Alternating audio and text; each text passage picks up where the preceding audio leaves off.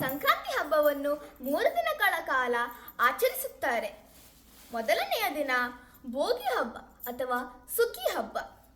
ಭೋಗಿ ಅಂದರೆ ಸುಖವಾಗಿರುವುದು. 6 ತಿಂಗಳ ಕಾಲ ರೈತರು ಕಷ್ಟಪಟ್ಟು ದುಡಿದಿದ್ದಾರೆ, ಶ್ರಮಿಸಿದ್ದಾರೆ. ಈಗ ದವಸ ಧಾನ್ಯಗಳು ಮನೆಯನ್ನು ಸೇರಿವೆ. ಸುಗ್ಗಿ ಬಂದಿದೆ, ಹಿಗ್ಗನ್ನು ತಂದಿದೆ. ಅದಕ್ಕೆ ಈ ಸುಗ್ಗಿ ಹಬ್ಬ. ಅಂದಿನ ರಾತ್ರಿ ಬೆಂಕಿಯನ್ನು ಕಾಯಿಸುತ್ತಾರೆ.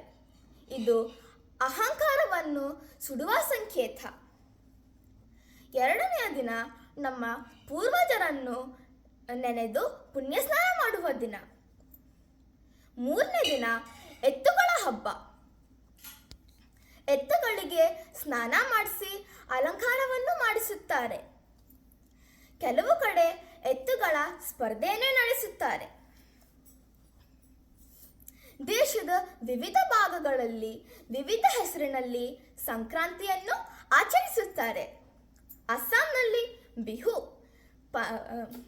ಪಂಜಾಬ್ನಲ್ಲಿ ಮಾಗಿ, ಹಿಮಾಚಲ್ ಪ್ರದೇಶದಲ್ಲಿ ಮಾಗಿ ಸಾಜಿ, ಉತ್ತರ ಪ್ರದೇಶ್, ಗುಜರಾತ್ ಮತ್ತು ರಾಜಸ್ಥಾನಲ್ಲಿ ಉತ್ತರಾಯಣ, ತಮಿಳುನಾಡುವಲ್ಲಿ ಪೊಂಗಲ್, ಕರ್ನಾಟಕ, ಆಂಧ್ರ ಪ್ರದೇಶ್ ಮತ್ತು ಮಹಾರಾಷ್ಟ್ರದಲ್ಲಿ ಮಕರ ಸಂಕ್ರಾಂತಿ.